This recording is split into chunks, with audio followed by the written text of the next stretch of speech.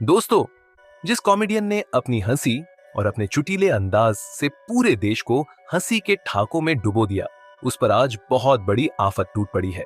जी हाँ, हम बात कर रहे हैं मशहूर कॉमेडियन भारती सिंह की। उनके घर की दीवारों के भीतर जो तूफान उठा है, उसने न सिर्फ भारती को बल्कि उनके पूरे परिवार और फैंस को भी हिलाकर रख दिया है।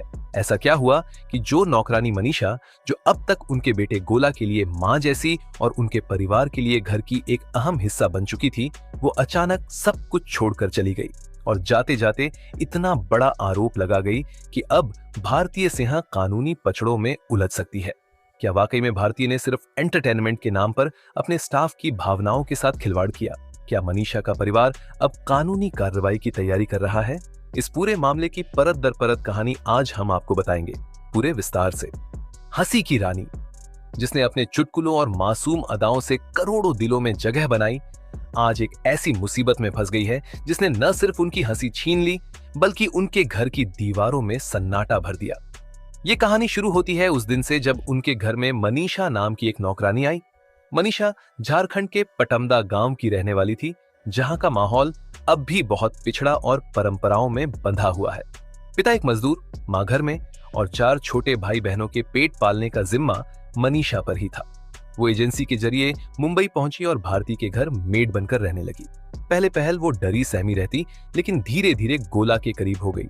गोला उसे मनीषा दी कहकर उसकी गोदी में खेलता और भारती उसे अपने व्लॉग्स में भी दिखाने लगी। मनीषा की सादगी और मासूमियत लोगों को पसंद आने लगी। लोग कमेंट करते, उसकी हंसी की तारीफ करते। फिर आया वो दिन जब भारती ने मस्ती में मनीषा से पूछा, लाफ्टर शेफ सीजन 2 में तुम्हें सबसे ज्यादा कौन पसंद है? मनीषा पहले तो मुस्कुराई, शर्माई और फिर बोली, समर्थ चुड़ैल। समर्थ चुड़ैल वही नीली आंखों वाला लंबा चौड़ा कॉमेडियन था जो अक्सर भारती के साथ शो में दिखता था। भारती ने इस पर मनीषा को चिढ़ाना शुरू कर दिया। अरे वाह, मनीषा का क्रश, शादी करोगी उससे? लोग हंसने लगे। मनीषा शर्मा गई। पूरा वाकया वीडियो में रिकॉर्ड होकर यूट्यूब पर डल गया। वीडियो वायरल हो गया, मीम्स बनने लगे और लोग मनीषा को सोशल मीडिया पर भी चिढ़ाने लगे। फिर आया भारती का जन्मदिन। उस दिन भारती ने मनीषा और रूपा दोनों को सजाकर अपनी पार्टी में बुलाया और समर्थ के पास ले जाकर बोली, लो मनीषा, तुम्हारा हीरो आ गया। समर्थ ने मस्ती में भारती को गोद में उठा लिया, गोल गोल घुमाया और सबके सामने किस भी कर लिया। लोग हंसते रहे, तालियां बजाते रहे। ये वीडियो भी यूट्यूब पर अपलोड हो गया और खूब वायरल हुआ। लेकिन मनीषा की आंखों से अब वो चमक गायब थी। उसका गांव, उसके माँ बाप, रिश्तेदारों ने ये वीडियो देख लिया और फोन पर उससे गुस्से में बोले, हमने तुम्हें मुंबई इसीलिए नहीं भेजा था कि तुम नाच तमाशा करो। गांव के लोग ताने मार रहे हैं, अब तुम्हारी शादी कैसे होगी? मनीषा टूट गई। वो चुप रहने लगी। गोला जब उससे सवाल करता तो भी वो धीरे धीरे जवाब देती। और फिर एक सुबह उसने चुपचाप अपना बैग उठाया और बिना किसी को बताए घर छोड़कर चली गई। भारती जब उठी और मनीषा को घर में नहीं पाया तो उन्हें झटका लगा।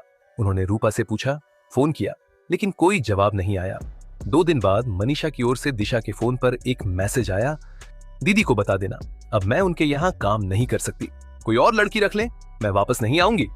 गोला मनीषा को याद करके रोता रहा, बार बार पूछता रहा, मम्मी मनीषा दी कहां गई? भारती ने अपने व्लॉग में सफाई देते हुए कहा, काश एक बार बता देती, हम खुशी खुशी विदा करते। लेकिन मनीषा के घरवाले इतने पर नहीं रुके। उनका गुस्सा अब और बढ़ चुका था। उन्होंने कहा, हमारी बेटी की इज्जत मिट्टी में मिल गई, अब शादी कैसे होगी? मनीषा के पिता ने गांव में पंचायत भी बुलाई, जहां सबने मिलकर फैसला किया कि लड़ाई लड़ी जाएगी, लड़की की इज्जत वापस दिलानी होगी। पंचायत के फैसले के बाद मनीषा के पिता ने प्रेस कॉन्फ्रेंस करके कहा, हम मुंबई जाएंगे, अदालत में केस दायर करेंगे। मनीषा की मां ने भी मीडिया के सामने कहा, हमारी बेटी अब टूट चुकी है, वो अब किसी से नहीं मिलती। वो बार बार कहती है कि क्यों मैंने वीडियो में उसका नाम लिया, क्यों उसका मजाक बनाया गया।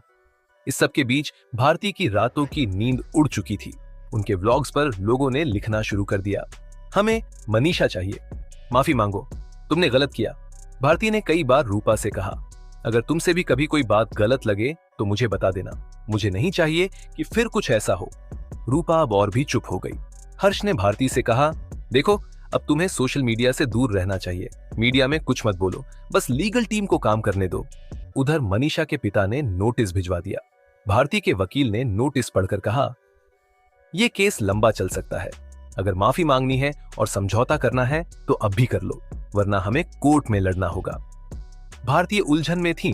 उनका मन कहता था कि वो माफी मांग ले, लेकिन हर्ष का कहना था कि हमने कोई गलत काम नहीं किया तो माफी क्यों। अब सवाल ये था कि आगे क्या होगा। क्या मनीषा के पिता सच में कोर्ट जाएंगे? क्या भारतीय समझौता करेंगी? क्या गोला अपनी मनीषा दी को दोबारा देख पाएगा? क्या मनीषा खुद कभी भारती से बात करेगी? इन सब सवालों के बीच भारती की आंखों से आंसू बहते रहते और घर की हंसी अब कहीं खो चुकी थी। दोस्तों, आप बताइए, क्या मनीषा का परिवार सही कर रहा है या भारती की मस्ती सच में सिर्फ मस्ती थी?